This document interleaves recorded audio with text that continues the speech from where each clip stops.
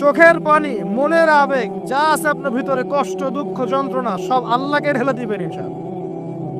নিজের আবেগ ধরে রাখবেন এখানে, আপনি আল্লাহর জন্য ঢেলে দিবেন। মানুষকে আবেগ দেখায় কি না? মানুষ আপনার চোখের পানির মর্ম বুঝবে? মানুষ কি মানুষের চোখের পানির মর্ম বুঝে? আপনার পিতা যদি মারা যায়, আমার কাছে এসে দোয়া চান কান্নাকাটি করে, আমি দোয়া করতে পারবো, কিন্তু আমি কিন্তু আপনার ফিলিংসটা বুঝতে পারবো না। আপনার অনুভূতি কে বুঝতে পারবে? আল্লাহ পাক আপনার ঘাড়ের রগের চেয়েও কাছে আছে। সুবহানাল্লাহ, সুবহানাল্লাহ, আল্লাহ পাক ঘাড়ের রগের চেয়ে কাছে আছে। গতকালকে বাংলাদেশের একজন বরেণ্য আলেমের সাথে একটা কনফারেন্সে ছিলাম। উনি বলছিলেন যে এক ব্যক্তি, এটা শোনেন, এক ব্যক্তি খুব তার শখ যে তিনি সাহাবীদের মতো নামাজ পড়া শিখবেন। কথা বুঝতে পারছেন? সাহাবীদের মতো নামাজ শিখবেন। তো একজন বরেণ্য আলেমের কাছে এসেছেন, এসে বলছেন যে আমাকে সাহাবীদের মতো নামাজ শিখিয়ে দেন। তখন সেই আলেম আরেকজন আলেমের সন্ধান দিয়েছেন যে তুমি তার কাছে যাও, তিনি শেখাবেন। তো সেই ব্যক্তি তো অবাক হয়েছেন, কারণ যাকে প্রশ্ন করেছিলেন তিনি অনেক বড় মুহাদ্দিস, আর যার কাছে পাঠানো হচ্ছে তিনি অত বড় মুহাদ্দিস নন, কিন্তু আবেদ, আমল করেন। তাকে গিয়ে বলছেন উনি আমাকে পাঠিয়েছেন সাহাবী বলা নামাজ শিখিয়ে দেন। তখন তিনি বলছেন ঠিক আছে, সুন্দর করে ওযু করে আসো, সুন্দর করে ওযু করে আসো। ওযু করার সময় খালি খেয়াল রাখবা যে আমি ওযু করছি শুধু আল্লাহর সন্তুষ্টির জন্য। কি খেয়াল রাখবেন? ওযু করছি শুধু আল্লাহকে রাজি খুশি করার জন্য ওযু করছে, আর কোনো উদ্দেশ্য নাই আমার। ওযু করতে যাচ্ছে, তিনি আবার বলছেন দাঁড়াও, শুধু আল্লাহকে রাজি খুশি করার জন্য ওযু করো। আবার শুরু করছেন, আবার বলছেন শোনো, শুধু আল্লাহকে রাজি খুশি করার জন্য ওযু করো। এভাবে বলতেই আছেন, নামাজে দাঁড়িয়েছেন, দাঁড়ানোর আগে বলছেন শোনো, শুধু আল্লাহকে রাজি খুশি করার জন্য নামাজ পড়ো। বলতেই আছেন। এক পর্যায়ে সে ব্যক্তি নামাজ শুরু করলো, নামাজের মনোযোগ এদিক ওদিকে যায়, আর তার মাথায় এটা আসে, এই শুধু আল্লাহকে রাজি খুশি করার জন্য আমাকে নামাজ পড়তে হবে, শুধু আল্লাহকে রাজি খুশি করার জন্য নামাজ পড়তে হবে। এই চিন্তা তার মনের মধ্যে ঘুরপাক খাচ্ছে। এভাবে নামাজটা সে শেষ করে চিন্তা করছে যে নামাজ তো পুরোপুরি মনোযোগ দিতে পারলাম না। বারবার মাথার মধ্যে এরকম চিন্তা আসছে, আল্লাহ আমাকে তো মাফ করে দাও, নামাজটা আমার মনে হলো না ঠিক মতো। তখন সে ফিরে এসে তার সে ওস্তাদকে বলছেন আমার তো নামাজ এরকম করে পড়লাম, কিন্তু শেষমেশ মনে হলো যে নামাজটা হয়তো কবুল হয় নাই, আল্লাহর কাছে খুব মাফ চাইলাম, আল্লাহ আমাকে মাফ করে দাও, নামাজটা মনে হলো না। তখন সেই যে প্রথম ব্যক্তি যিনি পাঠিয়েছেন তিনি বলছেন এটাই হলো সাহাবী বলা নামাজ। তারা আল্লাহকে রাজি খুশি করার জন্য নামাজ পড়তেন, নামাজ শেষ করে আল্লাহর কাছে ইস্তেগফার করতেন, আল্লাহ কিছুই হলো না। আমার কথা কি বুঝতে পারছেন? অতএব আল্লাহকে রাজি খুশি করার জন্য আপনি আপনার আবেগ, আপনার ইবাদত সব ঢেলে দিবেন, অন্য কারো কাছে কিছু পাওয়ার আশা করি। অতএব নামাজ আপনার মাদকের দিকে যাওয়া লাগবে না, নামাজই আপনার হতাশা দূর করে দেবে ইনশাআল্লাহ। 2 নাম্বার আমল হচ্ছে কোরআন তেলাওয়াত। যে ব্যক্তি কোরআন তেলাওয়াত করতে পারে নিয়মিত, তার মনের মধ্যে এই হতাশা, এই ভীরুতা, এই কাপুরুষতা কিচ্ছু আসবে না ইনশাআল্লাহ। আমি গ্যারান্টি দিচ্ছি আপনাকে, হতাশা আসবেই না আপনার মনে যদি আপনি কোরআন বুঝতে পারেন।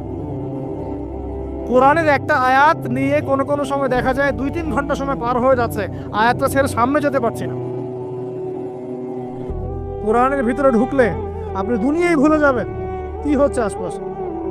আমি এমন অনেক আলেমকে দেখেছি যে একটা বই, পাতলা একটা বই, আরবি বই নিয়ে পড়া শুরু করেছেন, যে ফজরের পরে জোহরের ওয়াক্ত হয়ে যাচ্ছে, বইটাই শেষ করতে পারেননি। বুঝতে পারবেন? যখন আপনি ইলমের ভিতরে ঢুকে যাবেন, কোরআনের ভিতরে, হাদিসের ভিতরে, আপনার দুনিয়ার খেয়ালই নাই। একজন আলেম তিনি এক রাত্রে একটা বই লিখেছিলেন, চটি বই, এক রাত্রের মধ্যে। বলা হচ্ছে তার সম্পর্কে বলা হচ্ছে যে রাতের খাবার তাকে দেয়া হয়েছে যে আপনি এটা খেয়ে নেন। তো খাবারটা পাশেই আছে, খাবারটা খাবো, এটা লিখে খাবারটা খাবো, এরকম তার চিন্তা ছিল। ফজর হয়ে গেছে, বই লেখাও শেষ, খাবার এই অবস্থায় পড়ে আছে, ডুবে গেছেন ভিতরে, খাওয়ার মাথায় খেয়াল নাই। এরকম হয়। একজন মনীষী, বিখ্যাত মনীষী, রিয়াদুস সালেহীন কিতাবের রাইটার, সংকলক আল্লামা নববী রাহিমাহুল্লাহ, এরকম সারা রাত চলে গেছে, পাশে 2টা খেজুর, ওই 2টা খেজুর খাওয়ারই সময় পাবে। হাদিস নিয়ে গবেষণা করতে রাত পার হয়ে গেছে। আমি বলতে চাচ্ছি যখন ইলমের ভিতরে, কোরআন হাদিসের ভিতরে ঢুকে যাবেন, আপনার দুনিয়ার খেয়াল আপনার চলে যাবে ইনশাআল্লাহ। এই টেনশন, হতাশা, এই সেই বাদ। তখনই আল্লাহ পাক আপনাকে তার পক্ষ থেকে রহমত দিবেন, বরকত দিবেন। আল্লাহ আপনার দুনিয়ার কাজগুলো করে দিবেন ইনশাআল্লাহ। তখন দেখবেন কেউ আপনার দুনিয়ার ওই কাজটা করে দিয়েছে, কেউ ওই কাজটা করে দিয়েছে, কেউ বাসায় খাবার পাঠিয়ে দিয়েছে। আল্লাহ পাকই এগুলো করাই দিবেন ইনশাআল্লাহ। তো প্রিয় ভাইরা, মাদকে যাব না আল্লাহর কাছে আসবো? 2 নম্বর কোরআন তেলাওয়াত, 3 নম্বর আল্লাহর জিকির। 3 নম্বর কি ভাই? আল্লাহর জিকির। চলতে ফিরতে সব সময় মুখ চলতে থাকবে, মুখ না চললেও মনে মনে মন তাজা থাকবে, মনে মনে জিকির হতে থাকবে। মনে মনে জিকির করতে পারেন? মুখ নড়বে না, কিন্তু মনে মনে আপনার একটা জিকির হতে থাকবে। সুবহানাল্লাহ, আলহামদুলিল্লাহ, লা ইলাহা ইল্লাল্লাহ, আল্লাহু আকবার। পারা যাবে? পারে। মানুষের মন কখনো চুপ করে থাকে না, কিন্তু মানুষের মন অলওয়েজ কিছু না কিছু চিন্তা করতেই থাকে, করতে থাকে না, যতক্ষণ না ঘুমায় মানুষ। তো প্রিয় ভাইরা, বেশি বেশি জিকির করব। সুবহানাল্লাহ, আলহামদুলিল্লাহ, লা ইলাহা ইল্লাল্লাহ, আল্লাহু আকবার, লা হাওলা ওয়ালা কুওয়াতা ইল্লা বিল্লাহ, এগুলো চলতে থাকবে। আল্লাহ পাক তৌফিক দান করুন, আমিন। আমরা আমাদের সমাজে যুবকদেরকে এরকম টিকটকে দেখছি, অনলাইনে আসক্ত দেখছি, জেনায় আসক্ত দেখছি, পর্নোগ্রাফিতে আসক্ত দেখছি। আমরা দেখছি আমাদের যুব সমাজকে মাদকে আসক্ত, কিশোর গ্যাংয়ে আসক্ত। এইগুলো কি আমাদের কাম্য ছিল ভাই? আমাদের কাম্য ছিল? এই অবস্থায় কি যুব সমাজ আল্লাহ পাকের দিনের পতাকা হাতে নিয়ে আল্লাহর জমিনে দিন কায়েম করতে পারবে কিনা? একটু আমাকে উত্তর দেন দেখি। এখন এই অবস্থায় পারবে? অতএব অবস্থার উন্নতি করতে হবে কিনা? উন্নতির জন্য রাজি আছি কিনা ইনশাআল্লাহ? আমরা চাই কি আল্লাহ পাকের দিনটা আল্লাহর জমিনে প্রতিষ্ঠা লাভ করুক, আল্লাহর দিন সবার ঘরে ঘরে পৌঁছে যাক। আল্লাহ পাকের দিনের যে সৌন্দর্য সবাই সেটাই, এই সৌরভটা সবাই পাক। আমরা চাই কি না?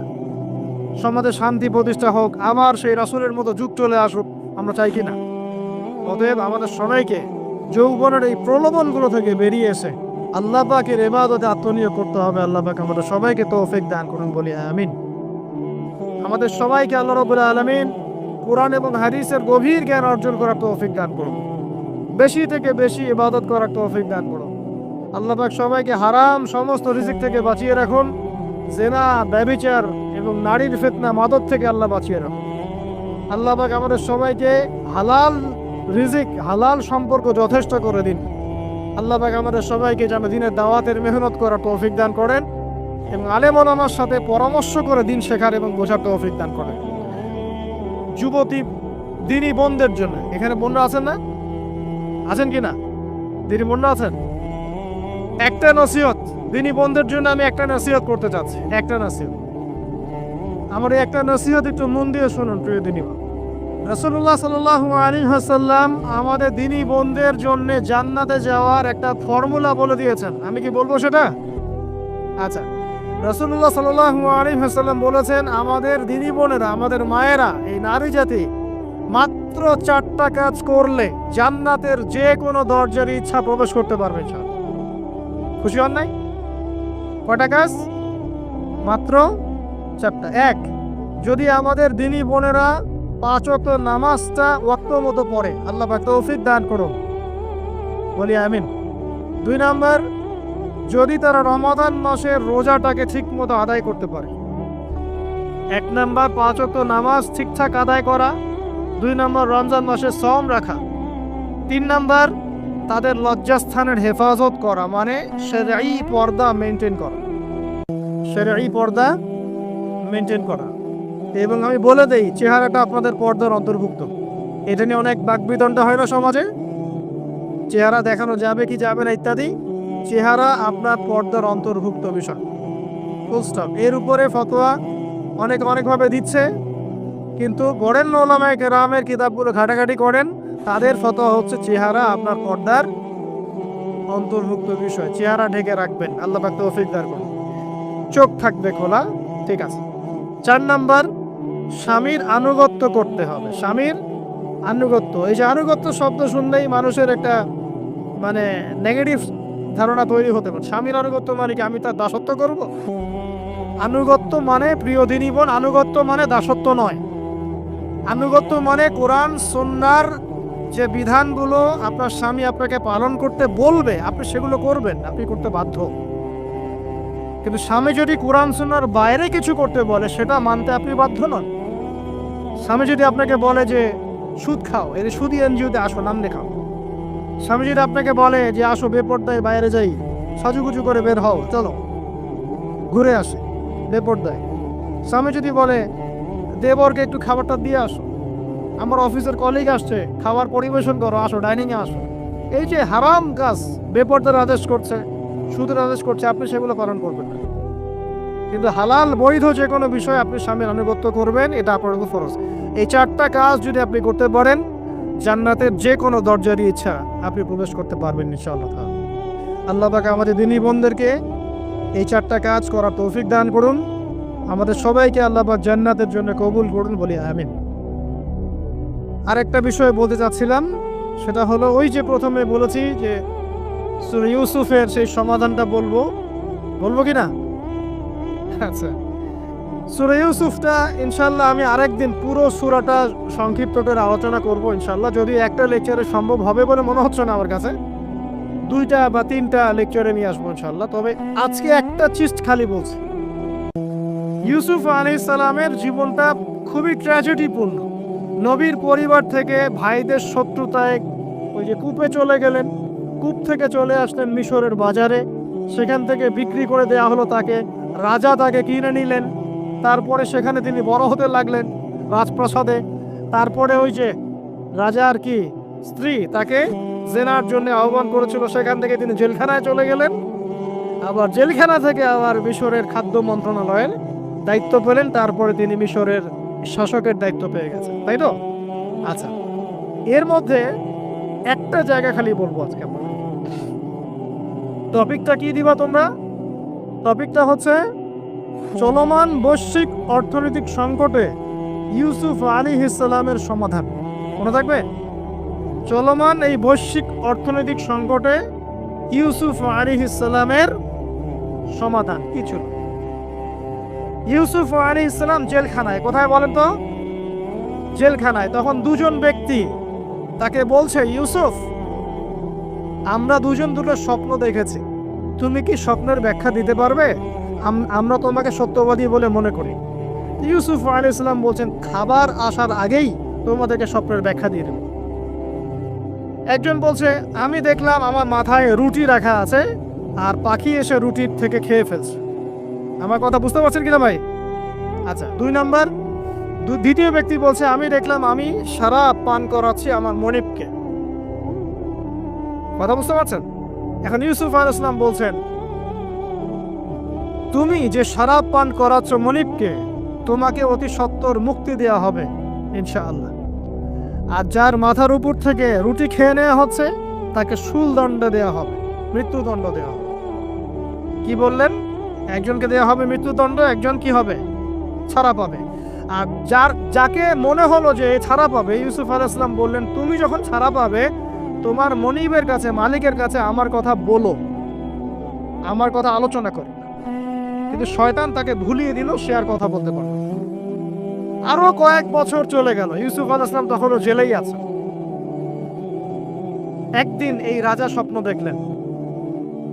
কি স্বপ্ন দেখলেন? যে 7টা পাতলা পাতলা গাভী, মোটা মোটা 7টা গাভীকে খেয়ে ফেলছে। 7টা কি গাভী? জীর্ণ শীর্ণ গাভী, 7টা মোটা তাজা গাভীকে খেয়ে ফেলছে। আর দেখলেন 7টা সবুজ শীষ। শীষ বোঝেন কিনা? এই ধানের শীষ না, বা সবুজ শীষ। আর দেখছেন শীষ মরে গেলে যেমন দেখায় না একটা রং, এরকম শীষ। এখন রাজা খুব চিন্তিত হয়ে পড়লেন যে আসলে এই স্বপ্নের কি ব্যাখ্যা। তিনি সবাইকে ডেকে বললেন, স্বপ্নের ব্যাখ্যা কি তোমরা জানো?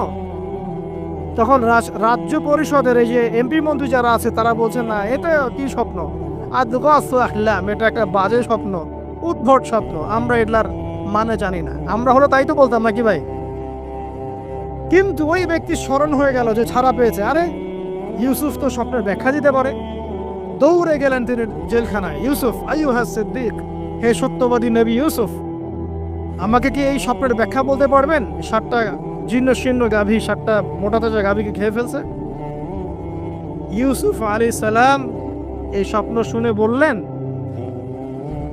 ইউসুফ আলাইহিস সালাম শুধু স্বপ্নের ব্যাখ্যাই দিলেন না, বরং এই স্বপ্ন যে সত্য এটা তিনি বিশ্বাসও করলেন।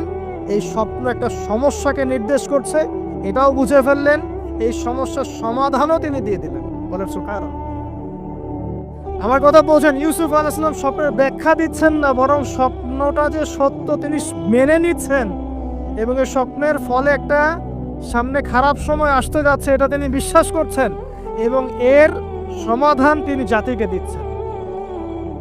ইউসুফ আলাইহিস সালাম বলছেন, তোমাদের সামনে 7 বছর দুর্ভিক্ষ হবে। কি হবে বলেন? 7 বছর। সারা বিশ্বের অর্থনৈতিক প্রেক্ষাপট একটু বিবেচনা করেন তো, যে আমরা একটা খারাপ সময় দিকে যাচ্ছি না আস্তে আস্তে, এবং নীরব একটা দুর্ভিক্ষ সারা ওয়ার্ল্ডে চলছে না? করোনার সময় ছিল, ওই সময় একটা সমস্যা ছিল, ইউক্রেন রাশিয়ার ইস্যু ছিল, আরো অনেক ইস্যু আছে, শুধু এগুলো ইস্যু নয়, অপচয় ইস্যু আছে, দুর্নীতি ইস্যু আছে, জুলুম আছে, তারপরে যে পারমাণবিক এই ক্ষেত্রগুলো আছে, বড় বড় পরাশক্তিদের চাপ আছে, অনেক ব্যাপার আছে, রিজার্ভ কমে যাওয়া, অনেক বিষয় আছে। সারা বিশ্ব একটা অর্থনৈতিক মন্দা দেখছে কিনা? ইউসুফ আলাইহিস সালাম বললেন, 7 বছর তোমাদের এখানে প্রচুর ফসল ফলবে। এটা 7টা সবুজ শীষ, প্রচুর ফসল ফলবে তোমাদের এই অঞ্চলের মধ্যে। তোমরা একটা কাজ করো, তোমরা ওই 7 বছরের ফসলের যতটুকু অংশ তোমাদের না খেলে নয়, অতটুকু দিয়ে তোমরা তোমাদের জনগণের চাহিদা পূরণ করো, আর বেশি অংশটাকে রিজার্ভ করে রেখে দিও। আমার কথা বুঝতে পারছেন? ইউসুফ আলাইহিস সালাম বলছেন না যে স্বপ্নটা সত্য, তিনি সমাধান দিচ্ছেন উল্টা। এটা তো হবে সামনে, স্বপ্ন সত্য মিথ্যা তো দূরের কথা, এটা সামনে হতে যাচ্ছে। 7 বছর তোমরা প্রচুর ফসল ফলাবে, এই ফসলের একটা বড় অংশ রিজার্ভ করে রেখে দিও, আর বাকি অংশটা দিয়ে তোমরা জনগণের চাহিদা পূরণ করো। মানে অপচয় করা যাবে না, যাবে কোনো সম্পদ অপচয় করা যাবে না। এরপর তোমাদের সামনে আসবে 7টা বছর দুর্ভিক্ষের বছর, আকাশ বৃষ্টি বন্ধ করে দিবে। আকাশ কি করবে? বৃষ্টি বন্ধ করে দেবে। তার মানে ওই 7 বছর আমরা কিভাবে চলবো তাহলে? এই যে রিজার্ভ করেছি, এই রিজার্ভ বা সঞ্চিত সম্পদ দিয়ে আমরা 7 বছর চলবো। এরপরে আল্লাহ রাব্বুল আলামিন 8ম বছরে আকাশ থেকে বৃষ্টি বর্ষণ করবেন, আবার ফসল ফলবে। কথা কি বুঝতে পারছেন? এই ব্যাখ্যা অন্যরা দিতে পারলো না, ইউসুফ আলাইহিস সালাম দিতে পারলেন। এই ব্যক্তি দৌড়ে গিয়ে রাজাকে বলল, এই হলো স্বপ্নের ব্যাখ্যা। রাজা, ইউসুফ এই স্বপ্নের ব্যাখ্যা দিয়েছে। রাজা কত বিচক্ষণ ছিলেন, রাজা সত্য মিথ্যা চিনতেন, তিনি বুঝতেন যে আসলেই সত্য কাকে বলে, মিথ্যা কাকে বলে। এই আমার এমপি মন্ত্রীরা শোনো, তোমরা কেউ সমাধান দিতে পারো নাই, ইউসুফ সমাধান দিয়েছে। ইউসুফকে আমার কাছে নিয়ে আসো, আমি তাকে আমার কাছে নিকটে আসন দিব। বলেন সুবহানাল্লাহ। এবার ইউসুফ আলাইহিস সালামকে ডেকে তিনি সম্মানিত করলেন, সম্মানিত করে বললেন যে কোন দায়িত্ব দিলে তুমি আমাদের এই রাজ্যটাকে বাঁচাতে পারবে এই দুর্ভিক্ষের হাত থেকে? ইউসুফ আলাইহিস সালাম নিজে বলছেন, আমি হচ্ছে বিশ্বস্ত মানুষ, আমি হচ্ছে রাজুলুন আমিন, আমি বিশ্বস্ত এবং আমি আস্থাভাজন। আমাকে আপনি খাদ্য মন্ত্রণালয়ের দায়িত্ব দেন, ইনশাআল্লাহ আমি এই প্রবলেমগুলো সলভ করবো ইনশাআল্লাহ। এরপর তাকে দায়িত্ব দেওয়া হলো খাদ্য মন্ত্রণালয়ের। 7 বছর তিনি এরকম পলিসি গ্রহণ করলেন। মিশরের লক্ষ লক্ষ মানুষ পরবর্তী 7 বছরের দুর্ভিক্ষ থেকে বেঁচে গেল। কোরআন তো মূল্যায়ন করি না আমরা, আর কোরআনের কথা যারা বলে ওদেরকেও মূল্যায়ন করি না।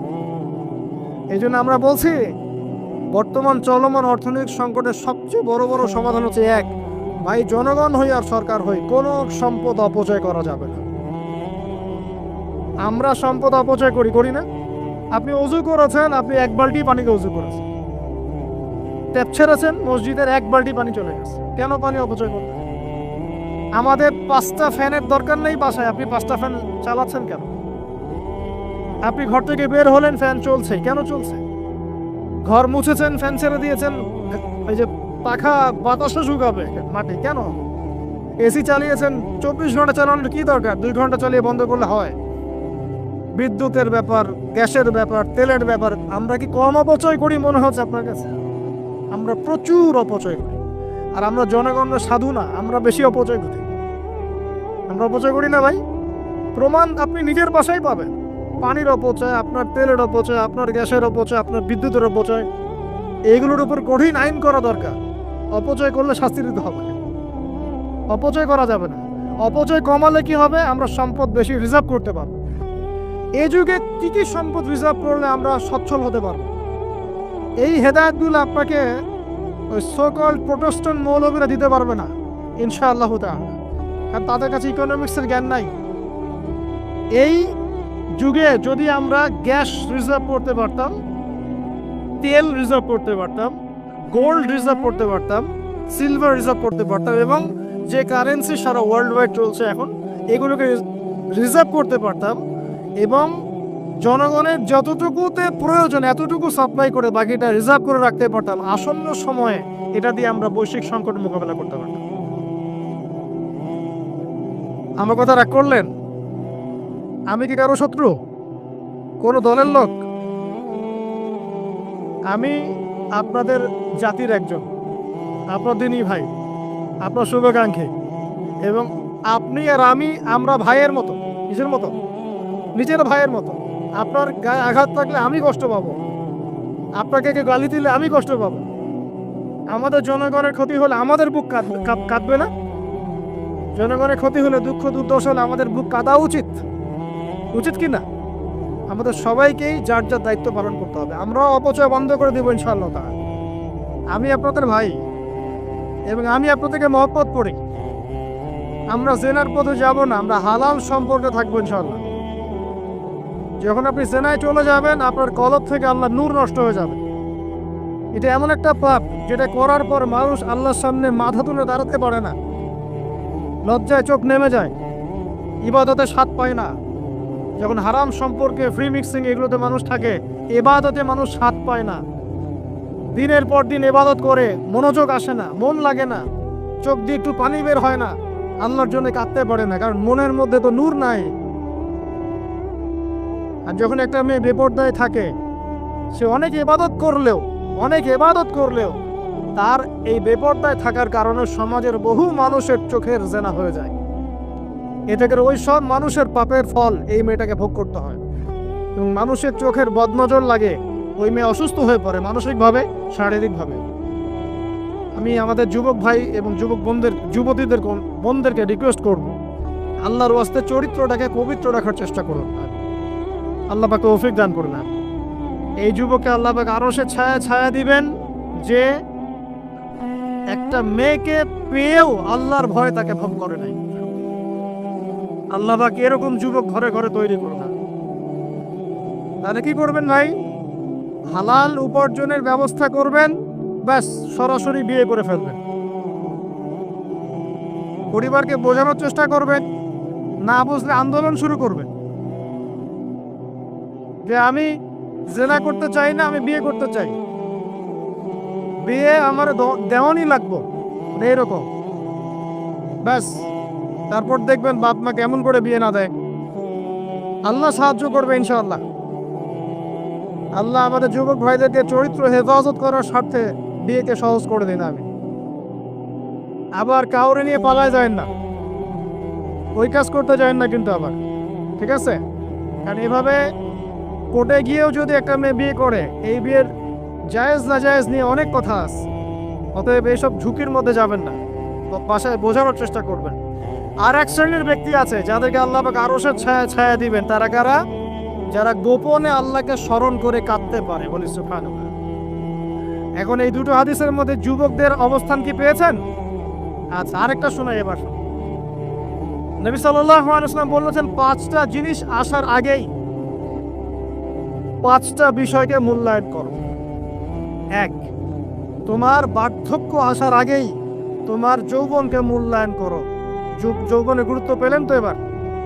তোমার মৌত আসার আগেই তোমার জীবনকে মূল্যায়ন করো। সচ্ছল থাকা অবস্থাতেই অসচ্ছলতাকে মূল্যায়ন করো, অসচ্ছলতা আসার আগেই সচ্ছলতাকে মূল্যায়ন করো। অসুস্থতা আসার আগেই সুস্থতাকে মূল্যায়ন করো। এবং এই যে কথাটা বললাম যে তোমার বার্ধক্য আসার আগেই যৌবনকালটাকে মূল্যায়ন করো। এই হাদিসগুলোর মধ্যে আমরা সংক্ষিপ্ত পরিসরে যৌবনকালের গুরুত্ব পাচ্ছি কিনা ভাই? এখন এই যৌবনকালটা আমাদের কাটানো উচিত আল্লাহ পাকের ইবাদতের মধ্য দিয়ে। এই যৌবনকালটা আমাদের কাটানো উচিত কয়েকটা বিষয়ের মধ্য দিয়ে, তার মধ্যে আমি 10টা পয়েন্ট আপনাকে বলবো। কয়টা ভাই? 10টা। এক, এই যৌবনকালে সবার আগে আমাদের কর্তব্য হচ্ছে দ্বীনের ইলম অর্জন করা। কি করা ভাই? দ্বীনের ইলম অর্জন বলতে আমি কি বোঝাচ্ছি? দ্বীনি ইলম অর্জন বলতে আপনাকে আমি বোঝাচ্ছি যে কমপক্ষে কোরআনটুকু তেলাওয়াত করতে শিখুন, হাদিসগুলো পড়তে শিখুন, ইসলামী বইপত্র পড়াশোনা করুন, পাশাপাশি জেনারেল সাবজেক্টগুলো পড়াশোনা করুন। এদিকে আপনি এগিয়ে যান, এদিকেও এগিয়ে যান, দুই দিকে আগাতে থাকেন। এর পাশাপাশি বরেণ্য ওলামায়ে কেরামদের সোহবতে থাকার চেষ্টা করেন। যারা রিনাউন্ড এবং বরেণ্য ওলামায়ে কেরাম, তাদের সোহবতে থাকার চেষ্টা করেন। ইলম অর্জনের অনেক ধাপ আছে। শুরু করেন কোরআন তেলাওয়াত দিয়ে, তারপরে আস্তে আস্তে হাদিসে যান, কোরআনের তাফসীরে যান, ইতিহাস পড়েন, ইসলামের ইতিহাস পড়েন, ইসলামিক অর্থনীতি পড়েন, রাসূলের জীবনী সিরাত পড়ে দেখেন, ইসলামিক ফিকহের বইগুলো পড়ে দেখেন। আস্তে আস্তে গ্র্যাজুয়ালি আপনি সামনে যাবেন। এই সিলেবাসটা আপনি কোত্থেকে পাবেন? এই সিলেবাসটা দেখবেন প্রত্যেক জেলায় জেলায় বরেণ্য কওমি ওলামায়ে কেরাম আছেন না, তাদের সাথে পরামর্শ করবেন, আপনাকে সুন্দর সিলেবাস করে দেবে ইনশাআল্লাহ। এইভাবে আপনি পড়াশোনা করবেন এবং ওস্তাদের সাথে থেকে পড়াশোনা করবেন। একা একা সব কিছু করা যায়? একা একা সব কিছু করা যায় না। একটা সিলসিলা লাগে, একটা ওস্তাদের সোহবত লাগে, নাকি? একা একা কি কোরআন সুন্নাহ সব বুঝে ফেলতে পারবেন আপনি? তাই মনে হয়? কখনোই না। অতএব বরেণ্য আলেমদের সোহবত লাগবে, আবার আপনার চেষ্টাও লাগবে। আল্লাহ পাক তৌফিক দান করুন। এই যৌবনকালের প্রথম কাজ কি ভাই? ইলম অর্জন করা। 2 নাম্বার, এই যৌবনকালে আমরা যে পরিমাণ ফিজিক্যালি ফিট থাকি, শরীরে শক্তি থাকে, উদ্যম থাকে, আমাদের বয়সটা 40-50 হয়ে গেলে সেটা থাকবে না। থাকবে? অতএব এই যৌবনকালে বেশি বেশি ইবাদত করতে থাকেন। আল্লাহ পাক তৌফিক দান করুন। এই যৌবনকালে 5 ওয়াক্ত নামাজ তো পড়বেনই, এর পাশাপাশি নফল নামাজগুলো পড়ার চেষ্টা করবেন। এর পাশাপাশি আপনি চেষ্টা করবেন তাহাজ্জুদের ওয়াক্তে একটু নামাজ পড়ার জন্য, কমপক্ষে 2 রাকাত, কমপক্ষে 2 রাকাত, অ্যাটলিস্ট 2 রাকাত নামাজ তাহাজ্জুদের সময় পড়ার চেষ্টা করি। আল্লাহ আমাকে তৌফিক দেখ, আপনাদের সবাইকে তৌফিক দান করুন। ওই সময় আপনি যে দোয়াই করবেন আল্লাহর কাছে কবুল হবে ইনশাআল্লাহ। যে দোয়াই করবেন আল্লাহ কবুল করবেন ইনশাআল্লাহ, যদি আপনার রিজিকটা কি হয়? হালাল হয়। হারাম রিজিক দিয়ে ইবাদত কবুল হয়? হারাম রিজিকের দোয়া কবুল হয়? কবুল হয় না। 3 নাম্বার, এই যৌবনকালে আমরা রাসূলের সুন্নতের উপর বেশি আমল করব ইনশাআল্লাহ। করা যাবে ইনশাআল্লাহ? আমরা নিয়াত করতে পারি যে ইনশাআল্লাহ চেহারাগুলো পরিবর্তন হবে। চেহারা পরিবর্তন মানে কি? হ্যাঁ, দেখা যাবে না? এখনো গজায় নাই? প্রত্যেক সপ্তাহে আপনাকে নবীর সুন্নতের উপর এরকম করে কুরবানি এবং জবাই করতে কে বলেছে? নবী সাল্লাল্লাহু আলাইহি ওয়াসাল্লামের সুন্নতকে জবাই করাটা কি ভালো কাজ? হ্যাঁ বলেন তো। আমরা তো এমন অনেক নাপিত ভাইদেরকে চিনি যারা এই ধরনের বক্তব্যগুলো শুনে আলহামদুলিল্লাহ জীবন পরিবর্তন করেছেন। তার দোকানে লিখে দিয়েছেন এখানে চুল কাটা হয়, দাড়ি শেভ করা হয় না। খুশি হন নাই? মুসলিমদের কথা বলছি, অমুসলিমদের কি নিয়ে আমাদের চিন্তা নাই তো? চিন্তা আছে। একটা কথা মনে রাখবেন, একটু কথাটা মনের কান দিয়ে শোনেন। দাড়ি হচ্ছে একমাত্র ভিজিবল সুন্নত। দাড়ি হচ্ছে একমাত্র ভিজিবল সুন্নত। ভিজিবল মানে কি? যা দেখা যায়। দাড়ি একমাত্র ভিজিবল সুন্নত, দৃশ্যমান সুন্নত, যেটা নিয়ে আপনি আমি কবরে যাবো ইনশাআল্লাহ। আর কোন সাইন দেখে বোঝার বুদ্ধি নাই এই ব্যক্তি কত বড় মুসলিম, কত বড় সুন্নতের পাবন ছিল।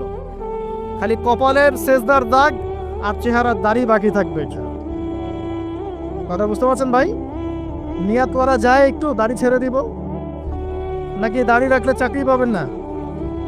দাড়ি রাখলে মেয়ে দিবে না নাকি? তো যে মেয়ে দাড়ি রাখলে বিয়ে করতে চায় না তাকে বিয়ে করারও দরকার নাই। আর দাড়ি রাখলে যে চাকরি আপনাকে ছাড়তে হয় ওই চাকরিও করার দরকার নেই। চাকরির মধ্যে সব রিজিক আপনার মনে হয়? রিজিকের সবচেয়ে বড় অংশ আছে কিসের মধ্যে? বিজনেসের মধ্যে। যারা বিজনেস করে তাদের আন্ডারেই লক্ষ লক্ষ মানুষ চাকরি করে। বাংলাদেশে যে ইকোনমিক সিস্টেম, এই ইকোনমিক সিস্টেমের মূলে কারা জানেন? ব্যবসায়ীরা। কারা? বড় বড় ব্যবসায়ীরা, এমন অনেক ব্যবসায়ী আছেন যাদের একজনের জাকাতের টাকা দিয়ে একটা গ্রামের মানুষকে খাওয়ানো যায়। বিশ্বাস করছেন না? ইকোনমিক তো আমার সাবজেক্ট, আমরা পড়েছি এগুলা, পড়াশোনা করেন, দেখেন। বিজনেস, এরপরে আছে ক্রিয়েটিভ কোনো প্রজেক্ট, এমন কোনো প্রজেক্ট যেটা এখন পর্যন্ত কেউ লঞ্চ করে নাই। এখন অনলাইনে অনেকে আয় করেন না, আজকে থেকে 20 বছর আগে মানুষ এটা করেছিল। এখন অনেক মানুষ বাহির থেকে পড়াশোনা করে দেশে এসে এই যে ডেইরি প্রজেক্ট করছে, পোলট্রি করছে, নতুন নতুন অনেক প্রজেক্ট করছে না, কৃষিভিত্তিক অনেক কাজ করছে। তারা কি সচ্ছল না? আমি একজন ভাইয়ের কথা জানি, যিনি আলহামদুলিল্লাহ আল্লাহর এই অধম বান্দার ওয়াজ শুনে সুদের চাকরি ছেড়ে দিয়েছিলেন। চাকরি ছেড়ে দিয়ে তিনি চায়ের বিজনেস শুরু করেন, চায়ের বিজনেস। তো ইদানিং জানলাম তিনি এখন মানুষকে টাকা ধার দেন। মাশাআল্লাহ, তিনি এখন মানুষকে টাকা ধার দেন চায়ের ব্যবসা করেই। আর আমাকে তো এখনো মানুষের কাছে হাত পাততে হচ্ছে। কথা বুঝতে পারেন নাই? আল্লাহ পাক তাকে সুদ ছেড়ে দেওয়ার জন্য সচ্ছল করে দিয়েছেন, এই ওসিলা দিয়েই তিনি সচ্ছল হয়েছেন আলহামদুলিল্লাহ। রিজিক কার হাতে? এটা বিশ্বাস করেন, রিজিক আল্লাহর হাতেই। আল্লাহ পাক চাইলে আপনাকে বেহিসাব রিজিক দিবেন ইনশাআল্লাহ। অতএব সুন্নতকে বিসর্জন দিয়ে নয়, সুন্নতে থাকেন, আল্লাহ পথ খুলে দিবেন ইনশাআল্লাহ। আল্লাহ পাক তৌফিক দান করুন। যুবক ভাইদেরকে বলছিলাম, তাহলে প্রথম কাজ আমাদের ইলম অর্জন করা, তারপরে কি ভাই? নামাজের পাবন্দ হওয়া, আর নামাজ ফরজের পাশাপাশি নফলগুলো চর্চা করা। 3 নম্বর বলেছি রাসূলের সুন্নতের উপর একদম ইস্তেকামা, দৃঢ়ভাবে আমল করা। আর সুন্নত শিখতে হলেই তো 3 দিনের জন্য বেরিয়ে যান, 7 দিনের জন্য, 40 দিনের জন্য বেরিয়ে যান। সুন্নত শিখিয়ে আপনাকে বাসায় পাঠিয়ে দিবে ইনশাআল্লাহ। পড়াবে না? অনেক মানুষ মনে করে যে তাদের ওখানে গেলে আমার আকীদা নষ্ট হয়ে যাবে, হ্যাঁ, তাই না? তারা বিভ্রান্ত, হ্যাঁ, নাউজুবিল্লাহ। স্বপ্নে পাওয়া ধর্ম, অনেকে টিটকারি মারে, স্বপ্নে পাওয়া ধর্ম। এইসব ডেঙ্গের ছাতার মতো আদর্শের দিকে মুখ ফিরাবেন না। মাকবুল জামা, যেগুলো মাকবুল জামা, ক্লাসিক্যাল ইসলাম, এর মধ্যে থাকেন, আপনি বিভ্রান্ত হবেন না ইনশাআল্লাহ। তারা আপনাকে কখনো খারাপ কাজে আদেশ করেছে? কত চোর ডাকাত মদখোর মানুষ সেখানে গিয়ে 5 ওয়াক্ত নামাজি হয়ে গেছে, সুদের ব্যবসা ছেড়ে দিয়েছে, মাদক ছেড়ে দিয়েছে, আল্লাহর ওলি হয়ে গেছে আলহামদুলিল্লাহ। তো আপনাকে তারা সুন্নত শিখিয়ে বাসায় পাঠিয়ে দিবে। এছাড়া আপনি অন্যভাবে শিখতে চলে শিখবেন, সমস্যা কি? যদি মাদ্রাসায় পড়ার তৌফিক থাকে তাহলে পড়বেন। সবাই কি মাদ্রাসায় পড়ার তৌফিক পাবে না। নিঃসন্দেহে কিছু মানুষ তৌফিক পাবে, কিছু মানুষ হয়তো পাবে না। যারা পাবে না তারা দিন শিখবে কিভাবে? এভাবেই তো শিখবে। সুন্নতের উপর আমল করতে হবে, এটা সবচেয়ে বড় কথা। আল্লাহ পাক আমাদের সবাইকে সুন্নাহর উপর আমল করে তৌফিক দান করুন। 4 নম্বর ভাই, যৌবনকালে আমরা আমাদের সময়গুলোকে মূল্যায়ন করবো ইনশাআল্লাহ। কথা বুঝতে পারছি ভাই? সময় মূল্যায়ন কেমন? আপনার দিন রাতের একটা রুটিন থাকবে, এলোমেলো লাইফ লিড করবেন না। এই যে আমরা, আল্লাহ মাফ করুক, আমরা এখন 3টায় 2টায় 4টায় ঘুমাই, 12টা 1টা 2টায় উঠি, নাউজুবিল্লাহ। এতে করে কি আমাদের রুটিন লাইফটা ঠিক আছে? আমাদের খাওয়ার ঠিক নাই, আমাদের ঘুমের ঠিক নাই, আমাদের মানে খাবারের যে অভ্যাস, খাদ্যাভ্যাসও ঠিক নাই। আমরা একটু খেলাধুলা আগে করতাম, সেটাও এখন করি না। সারাদিন ফোন নিয়ে বসে থাকি, আর এই যে ইউটিউব ফেসবুকে বসে থাকি। গোল হয়ে বসে লুডো খেলে। গোল হয়ে কি করে? লুডো খেলে, অনলাইনে গেমস খেলে, অনলাইনে পাবজি খেলে, ফ্রি ফায়ার খেলে। আগে তো তাও ছেলে পেলে একটু ফুটবল খেলতো, ক্রিকেট খেলতো, আমরাও তো খেলেছি। ওই সময় তাও আলহামদুলিল্লাহ আমাদের ফিজিক্যাল ফিটনেস অনেক ভালো ছিল। এখন ওগুলো বাদ দিয়ে যে মানুষ পর্নোগ্রাফি দেখছে, লুডো খেলছে, পাবজি খেলছে, ফ্রি ফায়ার খেলছে, সারাদিন অনলাইনে বসে অথর্বর মতো বসে আছে, এটা কি ভালো হচ্ছে? এই জন্য অ্যাটলিস্ট ফজরের নামাজ পড়ে জিকির আজগার করে পড়াশোনা করে আধা ঘন্টা 1 ঘন্টা একটু খেলাধুলা করলে কি সমস্যা? একটু ফুটবল খেলেন, দৌড়াদৌড়ি করেন, জগিং করেন, একটু ব্যায়াম করেন। আল্লাহ পাক আপনাদের যৌবনে বরকত দান করুন, আমিন। এই কাজগুলো করতে হবে কি না? ভালো না খারাপ? করেন। আর নিয়মতান্ত্রিক লাইফ লিড করবো আমরা, নিয়মতান্ত্রিক। আমার জীবনে একটা রুটিন থাকবে, এই রুটিনের বাইরে যাব না। পড়াশোনার রুটিন থাকবে, খেলার বা এক্সারসাইজ রুটিন থাকবে, খাওয়া দাওয়ার রুটিন থাকবে, দাওয়ার রুটিন থাকবে, আমি আলেম ওলামাদের কাছে যাব, এই রুটিন থাকবে। একটা রুটিন লাইফ লিড করবেন, এলোমেলো জীবনযাপন করবেন না। আল্লাহ পাক আমাকেও তৌফিক দান করুন, আপনাদের সবাইকে তৌফিক দান করুন। কয়টা বলেছি ভাই বলেন? 6 নাম্বার, যৌবনকালে সবচেয়ে বেশি বেঁচে থাকবো নারীর ফিতনা থেকে। কি থেকে ভাই? যৌবনকালে সবচেয়ে বেশি বেঁচে থাকবো কি থেকে? একটা হাদিস বলি, নবী সাল্লাল্লাহু আলাইহি ওয়াসাল্লাম বলেছেন, মা তারাকতু বা'দি ফিতনাতান আদাররু আলা রিজালি মিনান নিসা। আমি আমার পরে, নবীজি বলছেন, আমি আমার পরে পুরুষদের জন্য নারীদের চেয়ে ভয়ঙ্কর কোনো ফিতনা রেখে যাই নাই। কেমন ফিতনা? আপনি একটু অনেস্টলি বলেন তো দেখি, যে আমরা যারা পর্নোগ্রাফিতে টুকটাক আসক্ত বা এ ধরনের অনলাইনে বা অফলাইনে এই ধরনের হারাম সম্পর্কের সাথে আছি, মন থেকে কি আপনি ফিল করেন যে আল্লাহ আপনার সাথে আছেন? বলেন তো দেখি, অনেস্টলি বলেন। আপনি যখন নামাজ পড়ে বাসায় ফিরে যান, ফিরে যেতে যেতে যদি আপনার চোখে খারাপ কিছু পড়ে, আপনার মনের নূরটা নষ্ট হয়, আপনি বুঝতে পারেন না? বুঝতে পারেন না? যখন আপনি এরকম হারাম কোনো সম্পর্কে আছেন, নাউজুবিল্লাহ, আপনার মনটা যে শক্ত হয়ে গেছে, আপনি বুঝতে পারেন না? আল্লাহর ওয়াস্তে নারী জাতির ফিতনা থেকে সর্বোচ্চ দূরত্ব অবলম্বন করবেন। আল্লাহ পাক তৌফিক দান করুন। কি করব তাহলে আমরা? ওই যে বলেছি, হালাল সম্পর্ক করতে পারলে হালাল, যদি করতে না পারি সবর করবেন। কি করবেন? সবর করবেন, ভালো কাজে ব্যস্ত থাকবেন, বেশি বেশি রোজা রাখবেন। কি করবেন? বেশি বেশি রোজা রাখবেন। সোমবারে রোজা রাখবেন, বৃহস্পতিবারে রোজা রাখবেন। এভাবে আপনি আপনার জীবনটা গুছিয়ে নেন, আল্লাহ পাক প্রবৃত্তিকে নিয়ন্ত্রণ করার ক্ষমতা দিবেন ইনশাআল্লাহ। এরপরেও যদি ভুল হয়ে যায়, হতে পারে এই যুগটা ফিতনার যুগ, চরম ফিতনার যুগ। যদি কোনো ভুল হয়ে যায়, খবরদার আপনি হতাশ হবেন না। ভুল হয়ে গেলে কখনো হতাশ হবেন না। হতাশা শয়তানের পক্ষ থেকে আসে, কখনো হতাশ হবেন না। দেন ওযু করে জায়নামাজে দাঁড়িয়ে 2 রাকাত নামাজ পড়ে আল্লাহকে বলবেন, আল্লাহ আমার ভুল হয়ে গেছে, আমাকে মাফ করে দাও। পারা যাবে ইনশাআল্লাহ। জীবনে কখনো হতাশ হবেন না। জীবনে যাই হয়ে যাক না কেন, কখনো হতাশ হবেন না। মনে রাখবেন, আল্লাহ আপনার রব, আল্লাহ আপনার সাথে আছেন ইনশাআল্লাহ। অতএব নারীর ফিতনা থেকে নিজেকে বাঁচিয়ে রাখার চেষ্টা করুন। আল্লাহ পাক তৌফিক এনায়েত করুন। 7 নাম্বারটা হচ্ছে, এই সমাজ আপনাকে যেভাবে শেখায়, কিভাবে শেখায়? এই যে স্কুল, কলেজ, ইউনিভার্সিটি, চাকরি, বিয়ে, সন্তান প্রতিপালন, আর তারপর ইন্না লিল্লাহি ওয়া ইন্না ইলাইহি রাজিউন, এই তো শেখায় নাকি? সবসময় মনে রাখবেন যে আল্লাহ রাব্বুল আলামিনের পরিকল্পনাই আপনার উপরে সবচেয়ে বেশি অগ্রাধিকার যোগ্য, সমাজের পরিকল্পনা নয়। পরিবার আপনাকে চাপ দিচ্ছে, চাকরি পাস না, পড়াশোনা করিস না, হ্যাঁ পড়াশোনায় কেন তুই 80 নম্বর পাইলি না, কেন চান্স পেলি না, কবে চাকরি পাবি, কবে আমাদেরকে দেখবি, খাওয়াবি, পড়াবি, এই যে চাপগুলো চারপাশ থেকে আসে কিনা, এতে করে অনেক যুবক দেখা যায় মাদকাসক্ত হয়, অনেকে দেখা যায় আত্মহত্যা করছে ইদানিং, করছে কিনা ভাই? এই শব্দটা থেকে আমি এই পয়েন্টটা আজকে লিখেছিলাম যে ভুলেও আল্লাহর প্রতি বিশ্বাস এবং তাওয়াক্কুল হারাবেন না। সমাজ যেভাবে শেখায়, সমাজ চারপাশে যে চাপ আপনাকে দিচ্ছে, এই চাপে নিজে গা ভাসিয়ে দিবেন না। আপনি আল্লাহর কাছে দোয়া করবেন, আল্লাহর কাছে পথ চেয়ে নেবেন এবং আল্লাহর প্রতি তাওয়াক্কুল ভরসা করবেন। কখনো আত্মহত্যার পথ বেছে নেবেন। কি হয়েছে? 80 নাম্বার পান নাই তো কি হয়েছে?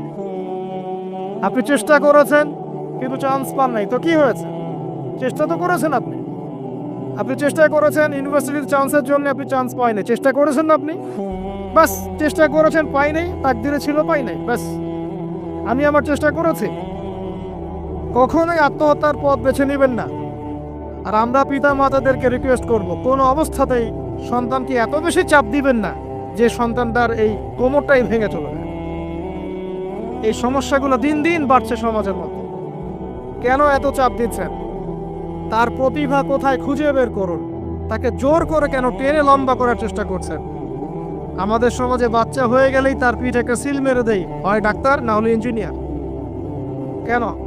এর বাইরে কোনো প্রফেশন নাই? আমার সন্তানকে হয় ঢাকা বিশ্ববিদ্যালয়ে চান্স পেতে হবে, না হলে বুয়েটে, না হলে এখানে। এর বাইরে আর কোথাও পড়ারই জায়গা নাই।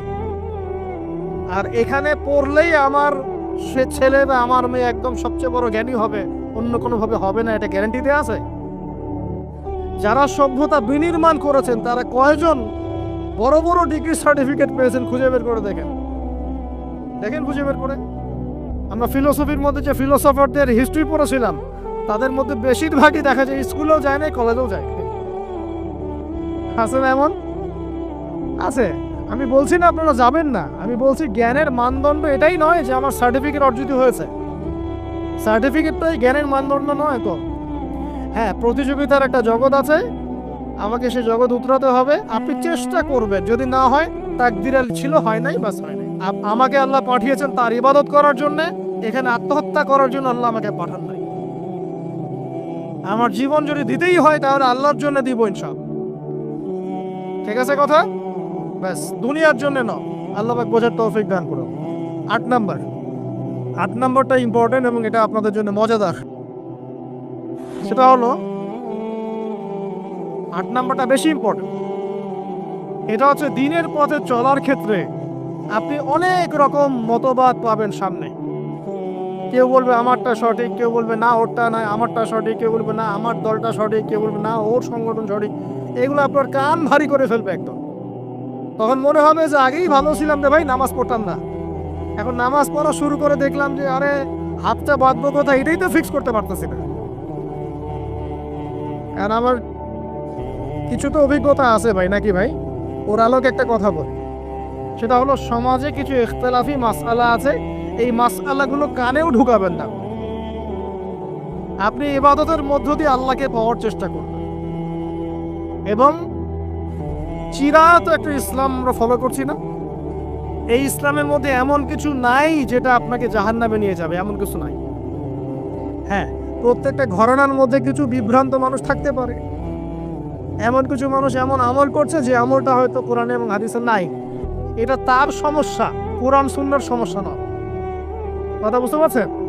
এটা তার সমস্যা, সে এটাকে সেই বেদাতটা করছে, সেই শিরকটা করছে। তার মানে এই নয় যে কোরআন হাদিস আমাকে শিরক শিখিয়েছে, বেদাত শিখিয়েছে।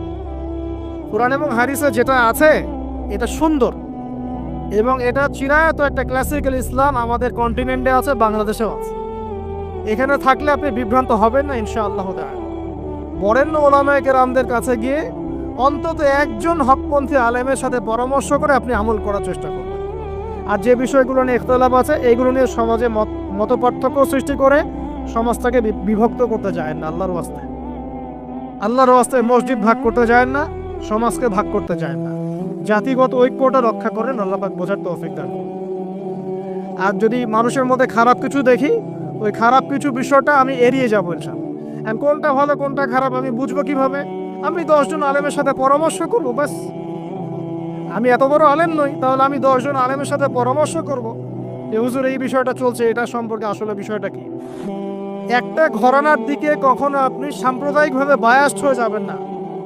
আপনি আপনার চিন্তাটাকে লিবারেল রাখবেন, হকটা যেখানে পাবো সেটা নিব ইনশাআল্লাহ। এমন নয় যে উনি বলেছেন বলেই হক, আর কারোটা নিব না, ওনারটাই নেব, এভাবে চিন্তা করবেন না। হক যেখানে আছে সেখানে যাবেন আপনি ইনশাআল্লাহ। আল্লাহ পাক আমাদেরকে বোঝার তৌফিক দান করুন। আর যে ইখতিলাফগুলো আছে এগুলো নিয়ে সমাজকে বিভক্ত করতে যায় না, মতানৈক্য নিয়েই ঐক্য হবে ইনশাআল্লাহ তাআলা। আল্লাহ পাক আমাদেরকে এই কথাটা বোঝার তৌফিক দান। আর শেষের দুটো হলো যৌবনকালে আমরা আমাদের পরবর্তী জীবনের প্রস্তুতি গ্রহণ করবো ইনশাআল্লাহ। কারণ বার্ধক্যের জীবনে আপনি কিন্তু এই কাজগুলো এখন করতে পারছেন, সেগুলো পরে পারবেন না। অতএব এই সময়ই আপনি আপনার রিজিকের একটা অংশ সঞ্চয় করার চেষ্টা করুন, কিছু সাস্টেইনেবল অ্যাসেট করার চেষ্টা করুন, যাতে পরবর্তী বয়সে গিয়ে আপনাকে দিনের দিকে কাজ করার জন্য দুনিয়ার ফিতনায় পড়তে না হয়। আল্লাহ পাক আপনাদেরকে হালাল রিজিকের ব্যবস্থা করে দিন, আমি দোয়া করি আল্লাহুম্মা আমিন।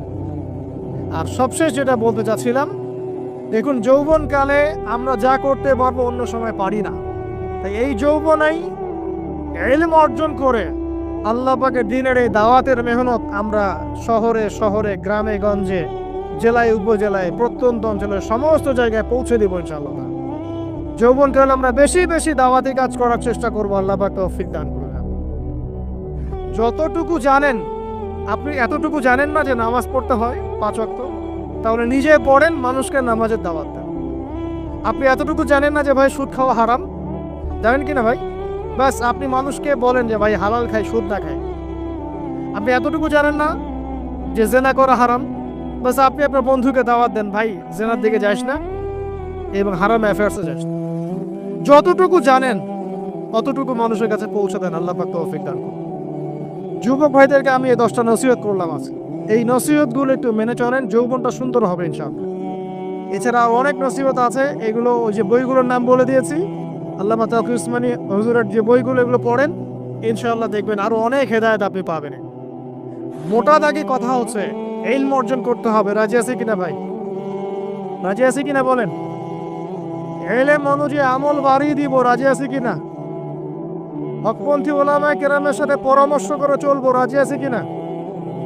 আমরা যৌবনকালে হালাল রিজিক অন্বেষণের চেষ্টা করব। রাজি আছে কিনা? যৌবনের সময়কে বিন্যাস করে চলবো, এলোমেলো জীবনযাপন করব না। রাজি আছে কিনা? নারীদের ফিতনা থেকে বেঁচে থাকার চেষ্টা করব। রাজি আছে কিনা? আগামী দিনের জন্য, ইসলামকে এগিয়ে নেওয়ার জন্য দাওয়াতের মেহনত করব। রাজি আছে কিনা? আচ্ছা, এখন আসেন, এগুলো আমাদের করণীয় ছিল, আমাদের যুবকরা এখন করছে কি সেটা শোনা। আমাদের যুবকরা এখন কিশোর গ্যাং করছে। কিশোর গ্যাং কি করছে? আপনাদের পরিবারের কর্তা যারা আছেন তাদেরকে আমি একটু রিকোয়েস্ট করব, আপনার সন্তানের দিকে খেয়াল রাখেন। আপনার সন্তানকে যত ছোট মনে করছেন, আপনার সন্তান এখন এত ছোট নয়। কিশোর বয়সে সে এমন পাপও করে ফেলেছে যা আপনি এখনো করেন নাই। কিশোর বয়সে এমন এমন পাপ করা তার শেষ যা আপনি এখনো চিন্তাও করতে পারেন না। অতএব সন্তানকে শুধু গায়ে গতরে বড় করলে হয় না। আমরা যে সন্তানকে মানুষ করার জন্য নিজের ঘাম ঝেড়ে দিচ্ছি, মানুষ করার অর্থ হচ্ছে ওর আত্মাটাকে গড়ে তোলা, দেহটাকে গড়ে তোলা নয়, তার আত্মাটাকে গড়ে তোলো। সন্তানটাকে খেয়াল রাখেন। ঢাকা শহরে কিশোর গ্যাংয়ের দৌরত্বে টেকার আছে না। রাস্তাঘাটে ছিনতাই করছে, মাদক সেবন করছে, মানুষের সম্পদ মোবাইল দুপ করে কেড়ে নিয়ে দৌড় দিচ্ছে, এক গ্যাং আরেক গ্যাংয়ের সাথে মারামারি করছে। এগুলো শিখছে কোত্থেকে? এগুলো শিখছে আপনার ওই যে অপসংস্কৃতি দেখে দেখে। পশ্চিম থেকে, আমাদের পার্শ্ববর্তী থেকে অনেক অপসংস্কৃতি ঢুকছে ভিতরে, ওটা দেখে দেখে দেখে দেখে শিখছে কি করতে হয় না। দুইটা গ্যাং তৈরি করছে এবং সিনেমাতে যেমন দেখানো হয় সে নিজেকে ওই রকম করে চিন্তা করা শুরু করেছে। এই কনসেপ্টগুলো মানুষ পাচ্ছে কোথায়? নাটক সিনেমা থেকে পাচ্ছে। একটা দল ক্রিয়েট করেছে, সে সেই দলের নেতা হয়েছে, আর এক দল তাকে মারতে আসছে, সে আবার তাকে মারতে যাচ্ছে। এই যে জিনিসগুলো, এগুলো নাটক সিনেমায় দেখানো হচ্ছে না এখন। যুবকরা শিখছে কোত্থেকে এগুলা? বাংলাদেশের মেয়েদেরকে একসময় শেখানো হয়েছে তুমি সুন্দর না, তুমি কি না, তাদের মনে ঢোকান তুমি সুন্দর না, আরো সুন্দর হতে চাও, আরো সুন্দর হতে চাও, এই ক্রিম মাখো সুন্দর হয়ে যাও। এই একটা কনসেপ্ট ঢুকিয়ে দিছে মাথায়, তুমি সুন্দর না, তোমাকে আরো সুন্দর হতে হবে। আল্লাহ তোমাকে যে সৌন্দর্য দিয়েছেন এটা যথেষ্ট না, অন্যরা আরো অনেক বেশি সুন্দর, তুমি সুন্দর না, এই ক্রিম মাখো সুন্দর হবে। এই করতে করতে করতে ক্রিমের ব্যবসা শুরু হলো। বাণিজ্য, সবকিছুর পিছনে কি থাকে? বাণিজ্য, আর কিছু না।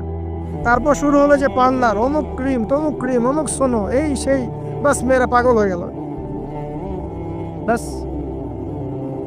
নতুন নতুন আমরা আমাদের সংস্কৃতি ধারণ করে যে কাপড় চোপড়গুলো পরি, কিছু মানুষ শেখালো এর চেয়ে এই ফ্যাশনটা ভালো, এটা পরো। বাস ঈদে ঈদে নতুন নতুন ফ্যাশন আসা শুরু করলো।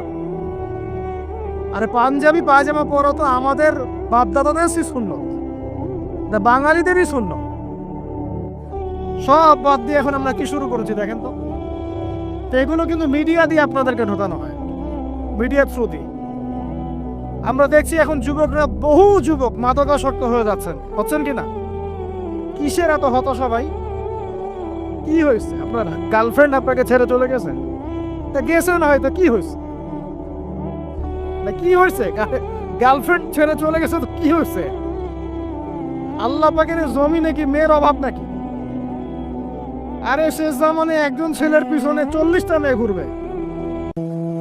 40টা মেয়ে ঘুরবে না, আসলে সরি ফর দ্য ল্যাঙ্গুয়েজ, 40 জন নারীর দায়িত্ব একটা ছেলেকে নিতে হবে সে জামানায়, মানে মা, বোন, ফুপু, খালা, স্ত্রী, এই সব মিলে 40 জন কাঁধে উঠে যাবে। এখন ঘরে ঘরে মেয়েদের সংখ্যা বাড়ছে না? নবীজি বলেছেন শেষ জামানায় মেয়েদের সংখ্যা বাড়বে, ছেলেদের সংখ্যা কমবে। কমছে কি না ছেলেদের সংখ্যা? এখন হয়তো এভারেজ 100, 104, পরে দেখবেন আরো বেড়ে গেছে। শুধু আমেরিকার হিস্ট্রি ঘেটে দেখেন, ওখানে ছেলে মেয়ের অনুপাতটা কেমন। কমছে সব জায়গাতে, আরো সামনে কমবে। তো একজন গার্লফ্রেন্ড আপনাকে ছেলে চলে গেছে, বাস জীবনটা উৎসর্গ করে দিতে হবে তার জন্য? এখন কি ফেন্সিডিল, গাঁজা, ইয়াবা এগুলো সেবন করতে হবে? আপনাকে কে সৃষ্টি করেছেন ভাই? কি উদ্দেশ্যে? প্রথমে কি আয়াতটা বলেছে, কি উদ্দেশ্যে? আমাকে আল্লাহ পাঠিয়েছেন দুনিয়াতে নামাজ পড়তে, রোজা রাখতে, দিনের প্রচার করতে, দিনের জ্ঞান অর্জন করতে, এই তো। তা আমি একজন মেয়ের জন্য জীবন নষ্ট করে দিব কেন? আমি তাহলে আল্লাহর কাছে কি মুখ দেখাবো আর নবীর কাছে কি মুখ দেখাবো? ওখানে গিয়ে বলবো আল্লাহ আমি আমার অমুক প্রেমিকার জন্য আশায় হয়ে একদম জীবন দিয়ে দিয়েছি, আত্মহত্যা করেছে? গেছে ভাই, যাইতে দেন। যে ব্যক্তি আপনার অবস্থানকে মূল্যায়ন করে নাই, সে আপনার যোগ্য ছিল না। এখন আপনি কি করবেন? নিজের অবস্থান উন্নত করেন, আপনার পিছনে লাইন ধরে ঘুরবে ইনশাআল্লাহ। এটাই বাস্তবতা। দুনিয়া খুব খারাপ জিনিস। মানুষ মানুষের অবস্থানকে মূল্যায়ন করে, মানুষ মানুষের অবস্থানকে মূল্যায়ন করে, কিন্তু আল্লাহ রাব্বুল আলামিন আপনাকে সর্বাবস্থায় ভালোবাসেন। আলহামদুলিল্লাহ। এই যে আমরা এখন অনেক পাপ করছি না, আল্লাহ কি আমাদেরকে আযাব দিয়ে ধ্বংস করে দিয়েছেন? আল্লাহ পাক এখনো আমাদেরকে ভালোবাসেন, রহম করেন, অপেক্ষায়। আল্লাহ পাক অপেক্ষা করছেন কখন তওবা করবে, আমি তওবা কবুল করব। এই কখন আমার বান্দা খেলে একবার বলে আস্তাগফিরুল্লাহ, আল্লাহ পাক সাথে সাথে মাফ করে দিবেন। আর সেই আল্লাহকে ভুলে আপনি কার পিছনে ছুটছেন? আমরা কিন্তু নিয়াত করতে পারি ভাই যে আমরা যারা ওয়াজ শুনলাম জীবনে কোনোদিন সিগারেটে হাত দিব না ইনশাআল্লাহ। রাজি আছি ভাই? অন্য বড় বড় জিনিস তো বহুত দূরের কথা। আচ্ছা, অনেকে রাজি হয় নাই কেন? আপনারা কি অলরেডি আসক্ত? আমি অনেক ভাইকে দেখেছি মাশাআল্লাহ ইফতার খুলেই একদম বেনসন টানা শুরু করেছে। হ্যাঁ, এটা যে হারাম আপনাদের কেউ ওয়াজ করে শোনায় নাই? এটাকে কি মনে করেন আপনারা, হারাম না হালাল? কেউ বলেছে মাকরু, নাকি মাকরু ফতোয়া দিয়েছে? মাকরু শব্দের অর্থ জানেন আপনি? মাকরু শব্দের অর্থ কি একটু শোনেন। সূরা বনী ইসরাইল খুলবেন। কোন সূরা? সূরা বনী ইসরাইল। আল্লাহ পাক বলছেন আমি বনু ইসরাইলকে এই কাজগুলো করতে নিষেধ করেছিলাম। কোন কোন কাজ? জেনা করো না, জেনার ধার কাছে যেও না, এতিমের মাল আত্মসাৎ করো না, শিরিক করো না, ইত্যাদি। যারা আলেম আছেন তারা আমার কথা বুঝবেন। এই কাজগুলোর পরে আল্লাহ পাক বলছেন যে এই প্রত্যেকটা কাজ আল্লাহর কাছে মাকরুহ, অপছন্দের। কিসের? অপছন্দ। আর এটাকে আপনি সহজ মনে করছেন? নিয়াত করি আল্লাহ পাকের সন্তুষ্টির জন্য আমরা কোনোদিনও মাদকের সাথে সম্পৃক্ত হব না ইনশাআল্লাহ। আর বিশ্বাস করেন, শুধুমাত্র মাদকদ্রব্য নিয়ন্ত্রণ অধিদপ্তর এই আইন কানুন এগুলো দিয়ে, জরিমানা দিয়ে মানুষকে মাদক ছাড়ানো যাচ্ছে না, যাবে না। কেন যাবে না এটা আপনারা খুব ভালো করেই জানেন, আমি বলতে চাচ্ছি না। অনেক সময় মাদক বিরোধী কনসার্ট করে মানুষ, মাদক বিরোধী কনসার্টে ওঠার আগে এক বোতল ডাইল খেয়ে আসে আগে। এগুলো কি বাস্তব কথা বলছি না অবাস্তব কথা বলছি? আমাদের যুবক ভাইরা কোশ্চিন কালেও মাদকের ধার কাছে যাবেন না ইনশাআল্লাহ। একটা হাদিস খালি মনে রাখেন, একটা, এই হাদিসটা মনে রাখেন। নবী সাল্লাল্লাহু আলাইহি ওয়াসাল্লাম বলেছেন কেউ যদি মাদকদ্রব্য সেবন করে তার 40 দিনের নামাজ কবুল হবে না। সিগারেট একটা খেয়েছি, 40 দিন নামাজ নাই। এরপর যদি সে তওবা করে আল্লাহ মাফ করে দিবে। আবার যদি মাদক খায় আবার 40 দিন কবুল হবে না। যদি আবার তওবা করে আল্লাহ মাফ করে দিবে। আবারও যদি খায় আবারও 40 দিন কবুল হবে না।